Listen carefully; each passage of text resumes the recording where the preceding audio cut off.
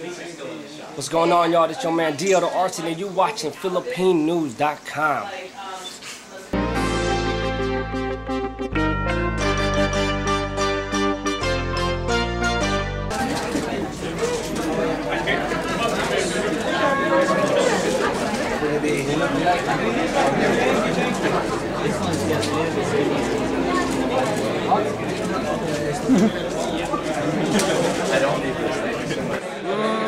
Okay naman, maganda nung pinapakita natin, pero dinidevelop na natin yung mga, siyempre yung depensa, kasi hindi naman natin pwedeng sabihin na basta-basta ng kalaban ko si Bradley, kasi sa mga nakikita natin mga tips sa kanya,